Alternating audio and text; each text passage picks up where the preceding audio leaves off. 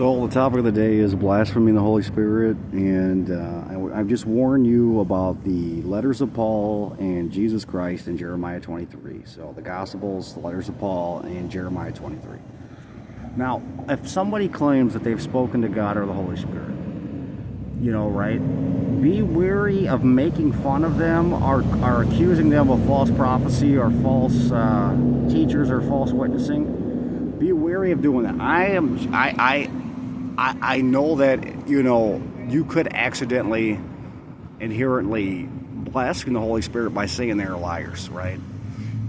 There's only certain passages in the Bible that can be applied to some claims from other faiths that they, in fact, were not from God. But I still warn of this because you could be accidentally blaspheming the Holy Spirit. So, again, be wary of that and try not to, get involved with the Jeremiah 23 and then the four gospel warning of Jesus and Paul, because you don't know. And even if they made those claims, it doesn't mean everyone else is a liar.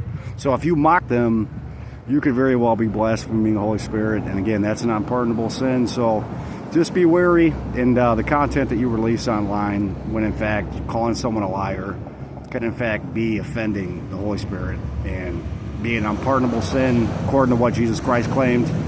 He made it difficult as well. Again, he said be wary of false prophets, false witnesses, like false teachers, and then Paul says it, and then God says it in Jeremiah 23. But again, even though that's stated in there, it does not mean everyone is lying. And it's a real hard wall to get through with the Bible when someone's claiming they've spoken to God or the Holy Spirit. So there are faiths that you can apply Jeremiah 23 to based off of certain things regarding their faith. But again, I would be wary of doing this because you can very well offend them and accidentally commit an unpardonable sin. So again, be aware of that. Try to keep your jest and mocking limited, and especially in the content you're sharing or just in your conversations, because we don't want to deal with the wrath of God's Holy Spirit, which is with God, and offend both of them and offend all of them at the same time. So just be wary of who you're calling a liar, because it's something not worth doing. I personally would not argue on the Bible because of those three remarks by Jeremiah 23 and those remarks by Jesus and Paul. I just would not want to argue on that testament in the Bible, because it allows interpreters and scholars to basically claim everyone's lying in the first place. They use those passages to target people, and I just wouldn't do it. If they're wrong, they're wrong. Only God knows. So, I just would not use those passages in my argument too much. There are some things that can be applied to other faiths, but I don't want to go into detail about it. I've already commented on another channel regarding the matter, because their symbol is indeed a symbol of somebody God warned about.